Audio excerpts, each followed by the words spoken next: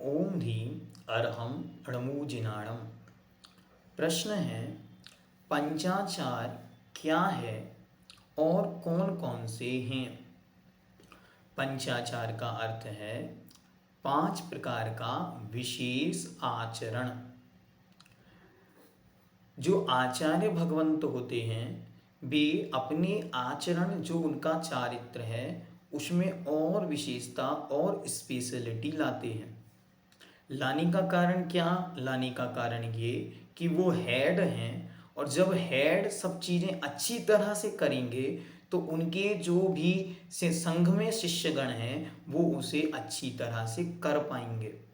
इसीलिए ये 5 प्रकार के विशेष आचरणों का पालन करते हैं, उन्हें कहते हैं पंचाचार। पंचाचार कौन कौन से हैं? तो दर्शनाचार अर्थात सम्यक दर्शन का अच्छी तरह से पालन करना। दूसरा है ज्ञानाचार। ज्ञानाचार अर्थात सम्यक ज्ञान का दोषों से रहित और अंगों से युक्त अच्छी तरह पालन करना।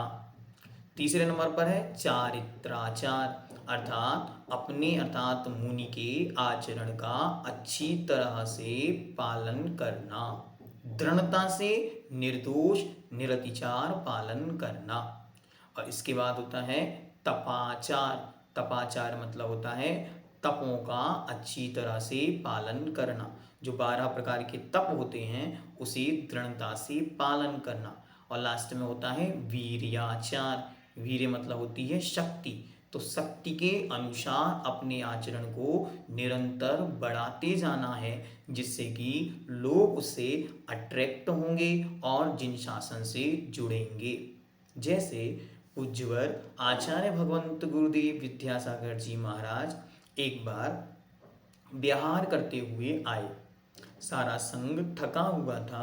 सब महाराज आचार्य महाराज की बैयावृत्ति करने लगे। थोड़ी देर बाद गुरु महाराज ने कहा, देखो सामायिक का समय हुआ, आप लोग सामायिक करिए। और आचार्य महाराज खड़े हुए। खड़े होकर उन्होंने हाथ में पिच्छी ली, आवर्त किए और आवर्त करके वहीं पर खड़े हो गए।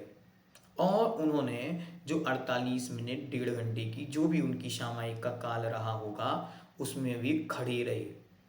जब वे खड़े रहे तो सारे शिष्य बड़े जागृति से उन्हें देखते रहे कि क्या गजब के गुरु महाराज हैं।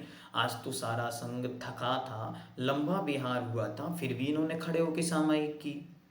सुबह भक्ति के समय एक शिष्य ने गुरु महाराज को निवेदन किया, महाराज हम सब तो सोच रहे थे कि आज आप थोड़ा सा विश्राम करके फिर सामायिक करेंगे, लेकिन आपने तो खड़े होकर सामायिक की, ऐसा क्यों? तो आचार्य से हंसते हुए कहते हैं, सुनो, मैं खड़ा था इसलिए आप लोग बैठे थे, मैं बैठ जाता तो आप लोग सो जाते। तो ये आचार्य के आचरण पंचाचार कहलाता है कि आचार्य अपनी शक्ति की प्रकट उत्कृष्ट अवस्था के साथ आचरण का पालन करते हैं, जिससे सारे शिष्यगण एकदम अनुशासन में ढलते चले जाते हैं। और अनुशासन का पालन कराना ही आचार्य का प्रमुख, मुख्य और सर्वश्रेष्ठ कार्य होता है। तो हम सब अपने को धन्य धन्य माने कि हमको ऐसे आचार्य भगवंत इन आंखों से देखने को मिले। ओम सिद्धम।